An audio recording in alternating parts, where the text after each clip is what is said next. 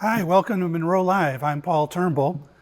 We wanted to revisit the BYD Shark and talk a little bit about the economics of moving from battery electric to extended range electric, particularly for pickup truck applications. We're seeing several automakers now make the move from EV to extended range electric, and the Shark is a really great example of that. So I wanted to talk a little bit about that. First of all, thank you for A2Mac1 to our new partners for supplying this great hardware, and we now have access to all kinds of hardware to do more teardowns and show you guys how things work in the real world here with real parts.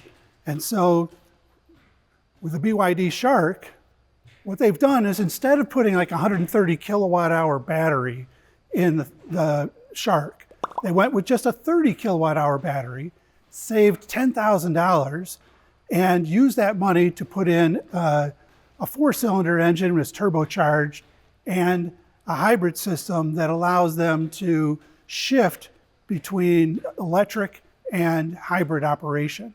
So when you take off first thing in the morning, this vehicle acts like a typical electric vehicle. You can go 60 miles to and from work. So your daily commuter, it's all electric. But then when you want to hook up your trailer and head off for the weekend, it becomes a gas truck and works just like a regular gas truck. So this is how they do it. So on the table here, we've got a few of the gears and shafts that are going into the BYD Shark. And this is the casting that holds the internal combustion engine and connects it to the two motors in the front, the motor and generator in the front. So on the back side here, we connect to the generator here, and the motor is connected here through the clutch. So the clutch sits in this position here.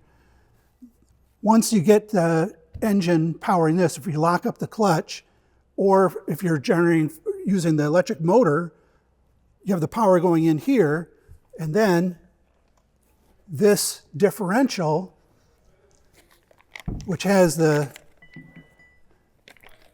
this type of arrangement, so we can get the power coming in one way and then going 90 degrees out to the wheels right here through this differential. So that can split the power and it can go to each front wheel. So that's what this differential is doing. It has a 90-degree bend and the differential function, which is common in differentials. This is the casting that bolts up to the internal combustion engine. It's a north-south internal combustion engine arrangement. Typically, that would have a drive shaft going down the center of the truck to drive the rear wheels, and then you'd have a power takeoff unit to drive the front wheels. In this case, the power takeoff unit is replaced by this hybrid system. And so when the engine fires up, we have this clutch which can close to connect the internal combustion engine to the wheels through this differential. And the clutch, I think maybe people that have never seen how a clutch really works. So there's interlocking, there's plates. The metal plates go into this part and lock it up, and these carbon plates will lock into this member in the center. And these are specially treated friction plates that allows the clutch to freely spin until something comes along and you apply a little bit of pressure, and then suddenly the clutch locks up. And by adjusting this pressure with a hydraulic piston, we can get any amount of friction that we want, and so that we can adjust a little bit of slip or lock it up tight. And so we can, when it's locked up, it's connecting the internal combustion engine to the front wheels, and when it's free, then the electric motor drives the front wheels. So we have a motor or an internal combustion engine driving the front wheels, and the clutch makes this possible. One of the things that's kind of nice is the internal combustion engine is always connected to a generator. And so for typical operation, this operates a little bit like a series hybrid. What I mean by that is that the internal combustion engine drives a generator, but the engine isn't connected to the wheels in any way. So the engine can operate at its best and most efficient operating point to deliver the amount of energy it needs to that generator. Then the generator charges the battery, and then the battery powers the front and rear electric motors. And so everything is operating at the most efficient point. The downside of that is we're taking gasoline that we burn, turn it into mechanical energy, then we take the mechanical energy and power the generator, turning it into electric energy, which has a little bit of a conversion, about 95% efficiency, then store the energy in the battery, which has another efficiency. Then from the battery, we run it to the motors and turn it back into mechanical power, which is another 95% efficiency. So you end up with two 95% electrical energy conversions. And unfortunately, that is less efficient than a shaft going straight down the center of the car.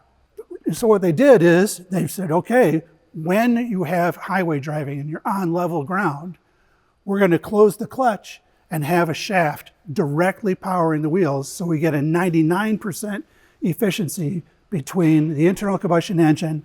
We eliminate the electrical conversion, go straight to the wheels with internal combustion engine power, and that allows you to drive as a front-wheel drive vehicle.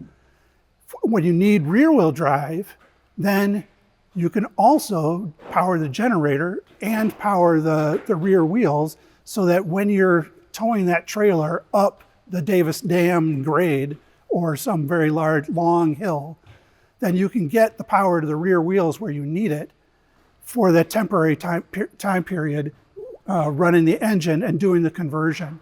And at that point, you're not worried too much about fuel economy. You're just trying to get up to the top of the hill at posted speed, towing your trailer. So that makes the BYD Shark a pretty decent tow vehicle with the internal combustion engine, and that can tow all day. And when you need a gas stop, you just pull into a regular gas station, fill it up in 5 minutes, and you're back on the road. But during the week, when you're doing your daily commute, it's an electric vehicle. So the BYD Shark is an example of of extended range electric. It's one of the 3 types of hybrids that we look at here in Munro. One is the series hybrid, and this is kind of an example of a series hybrid. It does have a parallel aspect to it. The other is parallel hybrids, which is a typical hybrid that you might see, for example, the Toyota Land Cruiser. And then Toyota, in their Prius, has a power split hybrid, which is also, I'd say probably at this point, the dominant form of hybrid across all applications. So power split hybrid, parallel hybrid, and series hybrid. And this is a good example of a series hybrid that can operate as a parallel hybrid when the clutch is closed.